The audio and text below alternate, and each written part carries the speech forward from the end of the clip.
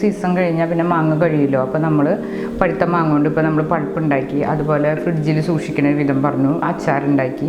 അതുപോലെ തന്നെ നമുക്ക് പഴുത്ത മാങ്ങ, പച്ച മാങ്ങ ഉപ്പിലിടുന്ന പോലെ തന്നെ നമുക്ക് ഉപ്പിലിടാം. ആ ഒരു വീഡിയോ ആണ് ഇന്ന് കാണിക്കുന്നത്.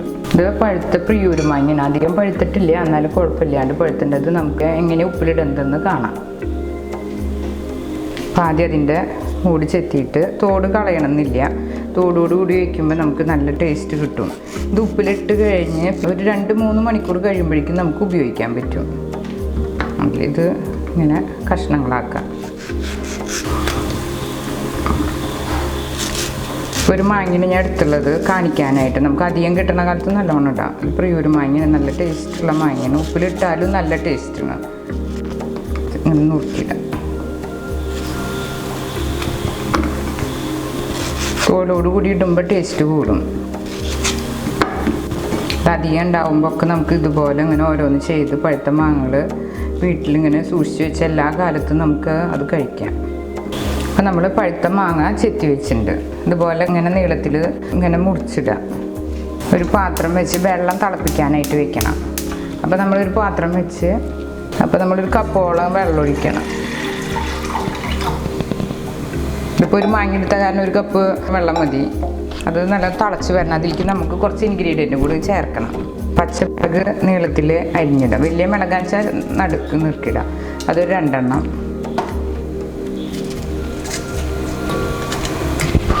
അതുപോലെ വെളുത്തുള്ളി നീളത്തിൽ അരിഞ്ഞതൊരു 3-4 അല്ലി വെളുത്തുള്ളി.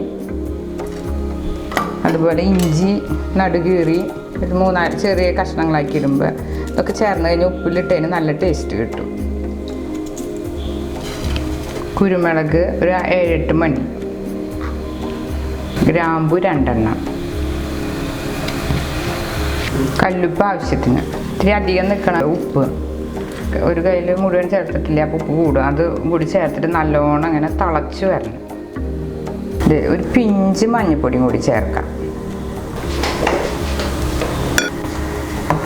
മഞ്ഞപ്പൊടി ഇട്ടത് മാങ്ങയുടെ തൊലിയിടുമ്പോൾ വല്ലതൊക്കെ ഉണ്ടെങ്കിൽ പോകാൻ വേണ്ടിയിട്ടാണ് ഒരു നുള്ളു മഞ്ഞപ്പൊടി ചേർത്തത്. ഇത് നല്ലോണം ഒന്ന് തിളച്ച് വരണം.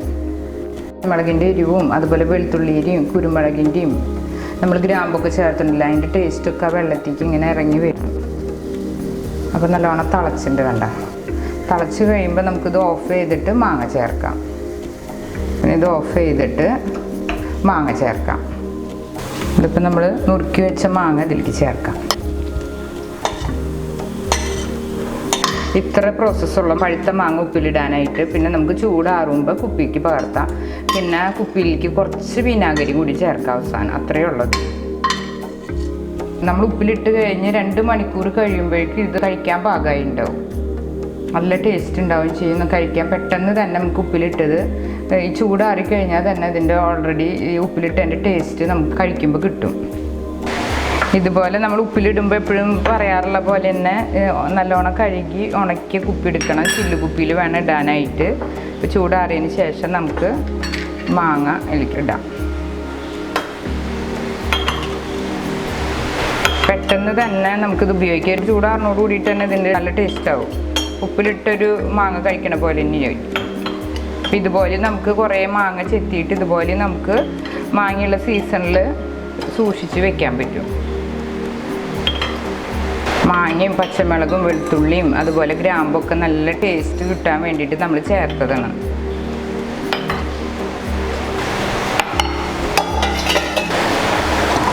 ഇപ്പം എല്ലാ വെള്ളം നമ്മൾ ഇതിലേക്ക് ഒഴിച്ചിട്ടുണ്ട്. ഇനി നമുക്കിതിൻ്റെ മുകളിലേക്കായിട്ട് കുറച്ച് വിനാഗിരിയും കൂടി ഒന്ന് ഒഴിക്കാം. 2 സ്പൂണോളം വിനാഗിരിയും കൂടി ചേർത്താൽ നല്ല ടേസ്റ്റ് ആവും.